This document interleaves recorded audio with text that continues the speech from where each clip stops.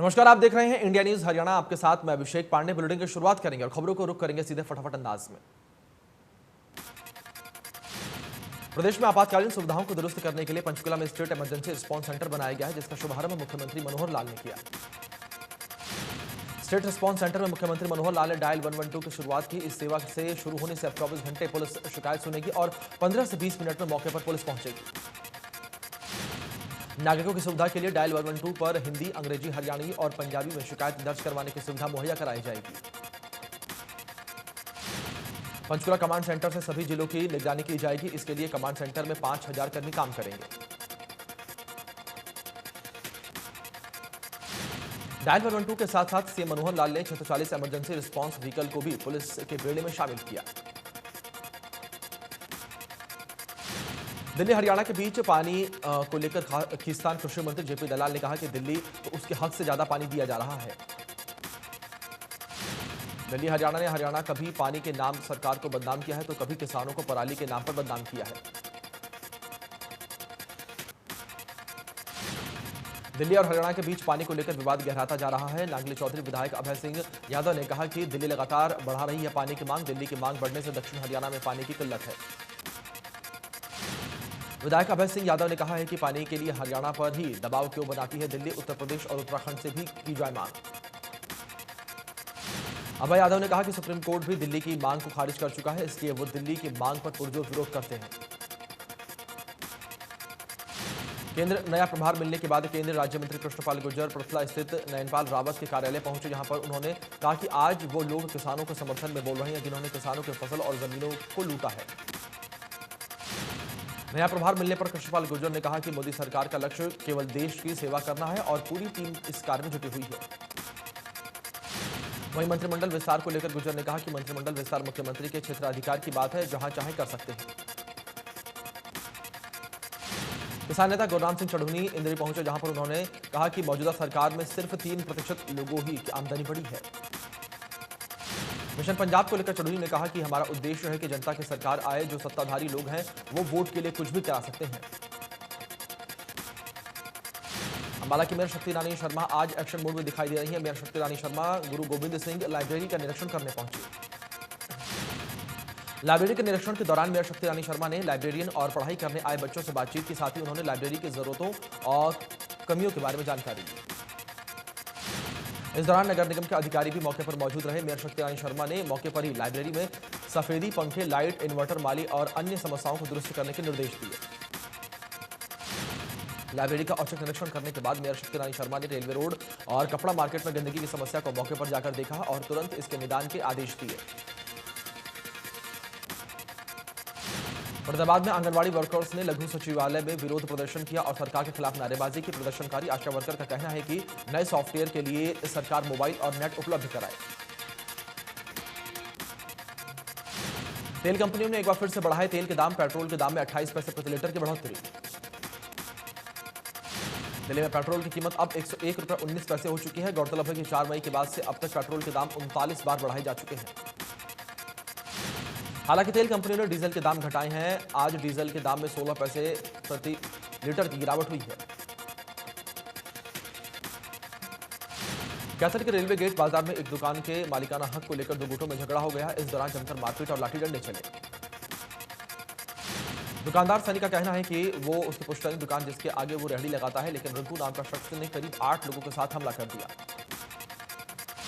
घटना सीसीटीवी कैमरे में कैद हो गई। हालांकि आसपास के पड़ोसी दुकानदारों का कहना है कि दुकान का मालिक रिंकू है और इससे आगे वो रेहड़ी भी लगाता है। करनाल में इंदिरा रोड पर उस वक्त अफरा तफरी मच गई जब दरड़ गांव के पास यूनिवर्सल केमिकल फैक्ट्री में आग लग गई। फैक्ट्री में आग का तांडव देखते विकराल हो गया। आनंद फायर में फायर ब्रिगेड को आग की सूचना दी गई, जिसके बाद दमकल विभाग की करीब 15 गाड़ियों ने मौके पर पहुंचकर करीब 5.5 घंटे की कड़ी मशक्कत के बाद आग पर काबू पाया। फैक्ट्री में आग लगने से लाखों रुपए का सामान जलकर खाक हो गया। बता दें कि फैक्ट्री में लुब्रिकेंट तैयार किया जाता था। आग लगने के कारण टैंक के लीकेज होने की आशंका जताई जा रही है। अंबाला में 60,000 के लेन देन को लेकर कुछ लोगों ने एक युवक का अपहरण कर लिया। पुलिस ने मुस्तैदी दिखाते हुए महज 3 घंटे के अंदर युवक को किडनैपर से छुड़वा लिया।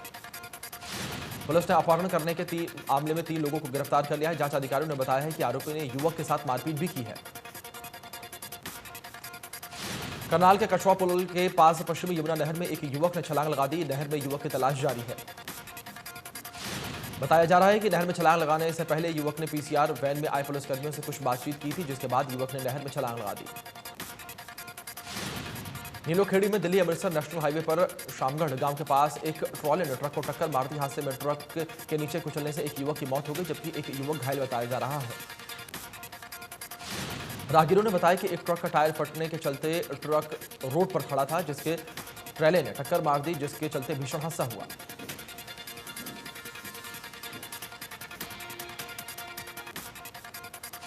फरीदाबाद की न्यू जनता कॉलोनी निवासी नदीम के शव पेड़ से लटकने का मामला लगातार गर्माता जा रहा है। परिजनों ने पुलिस पर आरोप लगाते हुए बीके चौक पर प्रदर्शन किया और रोड जाम किया। युवक की मौत के बाद से परिजनों ने पड़ोसियों पर हत्या करने का आरोप लगाया है। परिजनों ने पुलिस पर भी कार्रवाई नहीं करने का आरोप लगाया। यमुनानगर में बीजेपी नेता और शराब ठेकेदार के बीच धक्का मुक्की और मारपीट हुई है। यमुनानगर में मॉडल टाउन इलाके में हाल में शराब का ठेका खुल जाने से जिससे लोगों ने विरोध किया। ठेके के आसपास मंदिर, स्कूल और कॉलेज है। इसके लोगों ने ठेके को बंद करवाने के लिए मांग की और डीसी एसपी से मुलाकात की। मामले को लेकर पुलिस जांच कर रही है। करनाल के गांव बल्ला में लेन देन को लेकर किसान की हत्या का मामला सामने आया है। गांव के ही कुछ लोगों ने किसान की गोली मारकर हत्या करने का आरोप है। पुलिस ने मामले में 4 लोगों के खिलाफ केस दर्ज कर लिया है। शव को पोस्टमार्टम के लिए भेज दिया गया है। किसान चांदराम अपने खेत में काम करके वापस अपने घर लौट रहा था जिस वक्त उनकी हत्या हुई।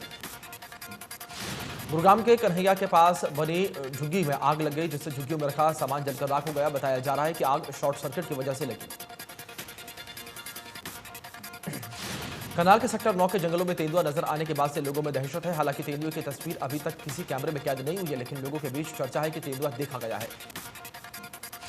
बताया जा रहा है कि किसी गली में 3 से 4 कुत्ते गायब हैं। खून के काफी निशान भी मिले हैं। किसी ऐसे जानवर के पैरों के निशान हैं जिसके पंजे बड़े हैं। मेवात जिला जनसंख्या के मामले में राज्य में सबसे पहले पायदान पर है। फर्टिलिटी रेट की अगर बात की जाए तो सूबे में सभी जिलों में तकरीबन 2 गुना फर्टिलिटी रेट मेवात जिले का है। स्वास्थ्य विभाग के मुताबिक पहले के मुकाबले हालात तेजी से बदल रही हैं, लेकिन जितनी अपेक्षा स्वास्थ्य विभाग को है उससे कहीं कम जागरूकता लोगों में दिखाई पड़ रही है।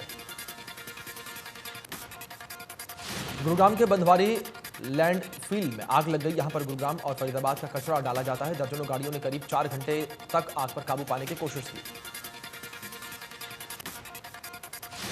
भिवानी में फ्रंट्स कॉलोनी के लोग भारी वाहनों की आवाजाही से परेशान हैं, जिसके चलते लोगों ने एक बार फिर रोड जाम कर दिया। एक साल में यह करीब 5वीं बार है जब रोड ब्लॉक किया गया। हालांकि पुलिस के भरोसे के बाद से रास्ता खोल दिया गया। लोगों का कहना है कि खरखड़ी रोड उनकी कॉलोनी से निकलते हैं, जिस पर भारी वाहन आते हैं। भारी वाहनों से सड़क हादसे का अंदेशा कहता है। पलवल NH-19 का गांव तुमसरा के टोल पर कार सवार बदमाशों ने 50,000 रुपए रंगदारी की मांग को लेकर जमकर तोड़फोड़ की। इसके बाद बदमाशों ने हजारों रुपए लूट लिए। बदमाशों ने कुछ देर के लिए टोल फ्री करवा दिया था। वारदात टोल पर लगे सीसीटीवी कैमरे में कैद हो गई। मुंडकटी थाना पुलिस ने टोल इंचार्ज की शिकायत पर केस दर्ज कर लिया है। कैथल पुलिस ने 4 दहशतगर्दी को हथियारों के साथ गिरफ्तार किया है। डीएसपी दिलीप कुमार ने बताया है कि कलायत के गांव मोटर के पास एक पेट्रोल पंप पर हथियारबंद बदमाशों ने छिपे होने की खबर मिली थी। पुलिस टीम ने मौके पर दबिश देकर बदमाशों को गिरफ्तार कर लिया है। इनके पास से 3 देसी पिस्तौल और जिंदा कारतूस और तलवारें और देसी हथियार बरामद किए गए हैं। बड़ी लूटपाट की वारदात को अंजाम देने की कोशिश में थे। कोसली पुलिस ने गांव में रह रहे मध्य प्रदेश निवासी महिला के साथ घर में घुसकर दुष्कर्म करने के मामले में कार्रवाई की है और आरोपी को गिरफ्तार किया है।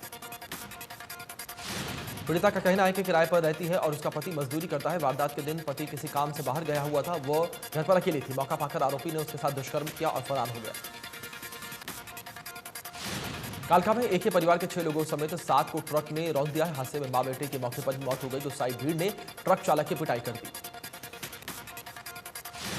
रेवाड़ी में पुलिस ने बिना परमिट और नक्शा के अवैध रूप से शराब का ठेका चलाने वाले के खिलाफ कार्रवाई करते हुए एक आरोपी को गिरफ्तार किया है। ठेके से 449 बोतल बरामद की गई। गिरफ्तार किए गए आरोपी की पहचान झज्जर के खानपुर निवासी के तौर पर हुई है। जांचकर्ता ने बताया है कि पुलिस को गश्त के दौरान सूचना मिली थी कि नाहर रोड पर शराब का ठेका अवैध रूप से चल रहा है। यमुनानगर में बेखौफ बदमाशों का आतंक। शहर की पॉश कॉलोनी में 2 बाइकों पर सवार होकर आए 4 युवकों ने 1 दर्जन से ज्यादा लग्जरी गाड़ियों के शीशे तोड़ डाले। युवक हाथों में रॉड लिए एक्टिवा और बाइक पर सवार होकर आए थे और कुछ ही समय में 13 गाड़ियों के शीशे तोड़कर चले गए। सीसीटीवी कैमरे में पूरी घटना कैद हो गई। करनाल के इंद्री में विवाहित की संदिग्ध हालत में मौत हो गई। विवाहिता की मौत जहर लेने के चलते बताई जा रही। विवाहिता का पति के साथ झगड़ा होता था। परिजनों ने ससुराल पक्ष पर दहेज के लिए प्रताड़ित करने का आरोप लगाए हैं और मारपीट करने की बात भी कही है। परिजनों की शिकायत पर 5 लोगों के खिलाफ केस दर्ज कर लिया गया है। पलवल में बाइक सवार बदमाशों ने भैंस कारोबारी को गोली मारकर 57,000 रुपए की लूट कर ली। गांव अलवापुर के पास बाइक सवार बदमाशों ने रास्ते में गोली मार दी। वारदात के बाद एक कारोबारी घायल हो गया। घायल भैंस कारोबारी को अस्पताल में भर्ती करवाया गया। चांदहट थाना पुलिस के मामले के अज्ञात बदमाशों पर केस दर्ज कर लिया है। सोनीपत के मोरथौल के ढाबों पर सेक्स रैकेट का पर्दाफाश किया गया है। इस रैकेट में एसटीएफ ने हवलदार का नाम सामने आया है। हवलदार गांव बड़ौली का रहने वाला बताया जा रहा है।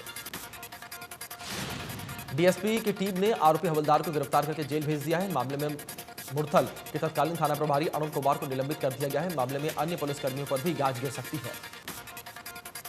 मुख्यमंत्री उड़न दस्ता की टीम ने सोनीपत पुलिस प्रशासन के साथ 7 जुलाई को रात को मुरथल के हैप्पी राजा और होटल वेस्टाइन ढाबों पर छापा मारकर 12 लड़कियों और 5 लड़कों को गिरफ्तार किया था।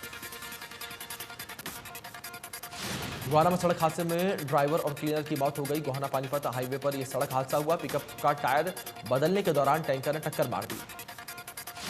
जिन्होंने पिकअप गाड़ियां पानीपत की तरफ से भिवानी जा रही थी, जिनमें से एक गाड़ी का टायर पंचर हो गया था। ड्राइवर और क्लीनर गाड़ी का टायर बदल रहे थे। हादसे के बाद कैंटर चालक मौके से फरार हो गया। रोहतक जिले में जूडो के खिलाड़ी की कबड्डी के खिलाड़ियों ने पिटाई कर दी है। बताया जा रहा है कि जूडो खिलाड़ी ओलंपिक में मेडल लाने के लिए दम होने की बात कर रहा था। मामला छोटूराम स्टेडियम का है। रोहतक शहर की राम गोपाल कॉलोनी का रहने वाला है। अमित 9 जुलाई स्टेडियम में प्रैक्टिस करने गया था। इसी दौरान कबड्डी के कुछ खिलाड़ियों ने उसका मजाक उड़ाया और कहा सुनी हो गई। जांच अधिकारी राजवीर सिंह का कहना है कि शिकायत के आधार पर फिलहाल कार्रवाई की जा रही है। जो सीसीटीवी फुटेज के आधार पर जल्द ही आरोपियों को गिरफ्तार कर लिया जाएगा। ओलंपिक पदक विजेता योगेश्वर दत्त ने कहा है कि टोक्यो ओलंपिक में भारत 10 से 12 मेडल जीतेगा। कुश्ती, बॉक्सिंग, तीरंदाजी और बैडमिंटन में देश के खिलाड़ियों से काफी उम्मीदें हैं। योगेश्वर दत्त क्रीड़ा भारती की राज्य स्तरीय बैठक में पहुंचे थे। उन्होंने कहा कि क्रीड़ा भारती का उद्देश्य खेलों, चरित्र निर्माण और राष्ट्र निर्माण का है। उन्होंने फर्जी खेल संघों पर शिकंजा कसने की पैरवी की। पंचनंद शोध संस्थान ने हिसार में एक युवक की उसकी ईमानदारी के लिए सम्मानित किया गया। दरअसल सम्मानित कुलजदीप ने परेशान होते हुए अपनी ईमानदारी से समझौता नहीं किया। कुलदीप ने एक पुरानी अलमारी खरीदी थी, जिसका ताला तोड़ने पर उसे 15 तोले सोने के गहने और 7,500 जिंदल स्टील के शेयर थे, जिन्हें कुलदीप ने वापस लौटा दिया। फरीदाबाद में पीने के पानी की दिक्कत जगह जगह देखने को मिल रही है। बल्लभगढ़ के सेक्टर 22 और 23 के लोगों ने कई दिनों से पानी न आने के विरोध में जलघर जाकर प्रदर्शन किया और खूब हंगामा किया। मौके पर स्थानीय पार्षद और पुलिस बल भी पहुंचा और लोगों को समझाकर शांत करवाया। पार्षद का कहना है कि पिछले 6 महीने से लोग पानी की किल्लत का सामना कर रहे हैं। मामले को लेकर एसडीएम ने कहा है कि 10 दिन के अंदर इस समस्या का समाधान कर लिया जाएगा। वो खुद भी इस समस्या को लेकर रेगुलर फॉलो करते रहेंगे। चरथा में हाउसिंग बोर्ड फ्लैट निवासियों ने किसान चौक पर जाम लगा दिया। पेयजल, बिजली और सीवरेज ओवरफ्लो की समस्या से परेशान लोगों ने जाम लगाया और प्रशासन के खिलाफ नारेबाजी की। इन लोगों को खेड़ा मोहल्ला में हाउसिंग बोर्ड का शिफ्ट किया गया था। जाम लगाने वाले लोगों ने कहा है कि मांगे पूरी नहीं होने तक सड़क पर जाम रखेंगे। मौके पर अधिकारियों ने नहीं पहुंचने प्रदर्शनकारियों में रोष दिखाई दिया। करनाल में स्टेट विजिलेंस ने जिला समाज कल्याण विभाग के अधिकारी को दलाल के साथ 4,000 रुपए लेते हुए रंगे हाथों गिरफ्तार कर लिया। सुकन्या शगुन योजना की फाइल पास करने के एवज में रिश्वत मांगी गई थी। करनाल निवासी ने अपनी बेटी की शादी के लिए सुकन्या शगुन योजना का लाभ लेने के लिए समाज कल्याण विभाग के आवेदन किया था, जिसकी फाइल पास करवाने के लिए विभाग के अधिकारी ने पैसे मांगे। गुरुग्राम में कोविड वैक्सीन की पहली डोज के सभी सेंटर बंद है। स्वास्थ्य विभाग के पास वैक्सीन खत्म होने के कारण कहीं पर भी वैक्सीन नहीं लगाई जा रही है। कोविशील्ड और कोवैक्सीन के डोज खत्म होने के फिलहाल सभी वैक्सीन सेंटर बंद कर दिए गए हैं। प्रदेश सरकार की ओर से स्वास्थ्य विभाग गुरुग्राम को डोज नहीं दी गई। चरखी दादरी में रामलवास की पहाड़ी में तय सीमा से नीचे जाकर अवैध खनन का मामला सामने आया है। अवैध खनन को लेकर झोलू काला में ग्रामीणों ने प्रदेश सरकार से गुहार लगाई। अवैध खनन के कारण पास लगते ट्यूबवेल का जलस्तर नीचे गिरता जा रहा है। ग्रामीणों का आरोप है कि प्रशासन की मिलीभगत से अवैध खनन हो रहा है। नेशनल ग्रिल टर्मिनल की टीम मामले की जांच करेगी। राजस्थान के जयपुर में आकाशीय बिजली गिरने से बड़ा हादसा हुआ। आमेर में आकाशीय बिजली गिरने से 16 लोगों की मौत हो गई। बिजली गिरने के बाद एसडीआरएफ ने सर्च ऑपरेशन चलाकर रखा था। अब भी कई लोगों की लाश मिलने की आशंका है। आकाशीय बिजली गिरने से हुए हादसे पर पीएम मोदी ने भी दुख जताया। ट्वीट करके आकाशीय बिजली गिरने से कई लोगों की जान गंवाई, इससे अत्यंत दुख है। मृतकों के परिजनों के साथ संवेदनाएं। उत्तर प्रदेश में भी बिजली गिरने से बड़ा हादसा हुआ। अलग अलग इलाके में बिजली गिरने से 41 लोगों की मौत हो गई।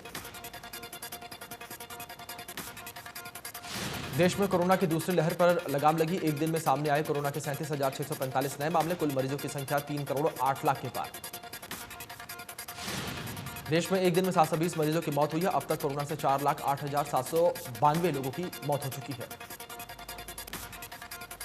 केरल में कोरोना जमकर बरपा रहा है कहर। एक दिन में सामने आए कोरोना के 12,220 नए मामले। 97 लोगों की जान गई।